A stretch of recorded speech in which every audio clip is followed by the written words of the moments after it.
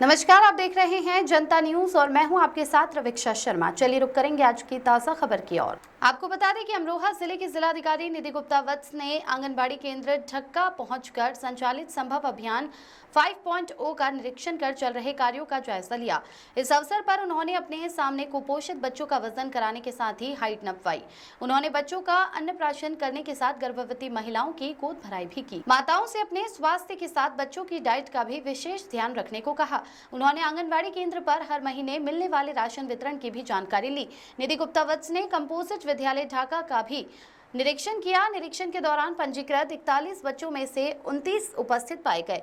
इसके बाद उन्होंने कक्षाओं में जाकर शिक्षा की गुणवत्ता जांचने के लिए शिक्षक की भूमिका निभाते हुए बच्चों से गणित के सवाल हल कराए और हिंदी के शब्दों को पढ़वाकर देखा। उन्होंने छोटे बच्चों से कविताएं भी सुनी। बच्चों से पूछा कि क्या बनना चाहते हो, जिस पर किसी ने डॉक्टर और किसी ने इंजीनियर बनने की इच्छा जताई। सभी बच्चों को मेहनत और लगन से पढ़ाई करने के लिए प्रेरित किया। उन्होंने सभी शिक्षकों को निर्देशित किया कि बच्चों को निर्धारित दैनिक कार्य योजना के हिसाब से ही पढ़ाया जाए। विद्यालय की रसोई में पहुंचकर खाद्य सामग्री की गुणवत्ता की जाँच की और मिड डे मील की व्यवस्था का भी जायजा लिया। उन्होंने प्रधानाचार्य को निर्देशित किया कि विद्यालय परिसर में साफ सफाई का विशेष ध्यान रखा जाए। पेयजल की व्यवस्था की जानकारी लेने के साथ शौचालय की स्थिति को भी देखा।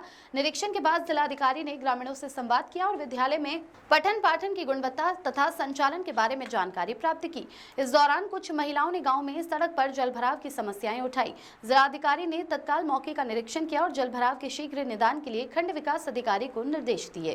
ग्राम पंचायत ढक्का में मेरे द्वारा आंगनवाड़ी सेंटर और प्राथमिक विद्यालय और यूपीएस विद्यालय इसका निरीक्षण किया गया। आंगनवाड़ी में एक योजना चल रही है संभव 5.0।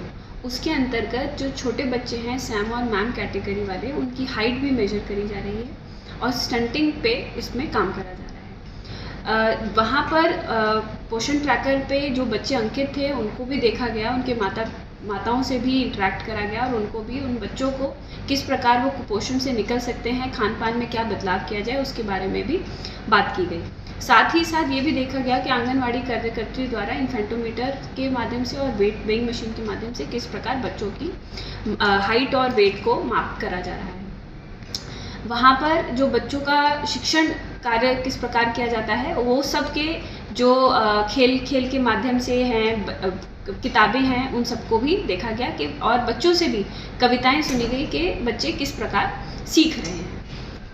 उसके बाद प्राथमिक विद्यालय में रसोई देखी गई जिसमें एमडीएम खाना तैयार हो गया था। बच्चों से इंटरेक्ट करा गया, उनसे कुछ शिक्षा संबंधी प्रश्न भी पूछे गए और बच्चों को ये भी पूछा गया कि उनके खाते में 1200 रुपये जो सरकार देती है किताबों के, जूतों के, वो पहुँचे हैं कि नहीं। सभी बच्चे यूनिफॉर्म में भी थे, डायरी भी मेंटेन थी।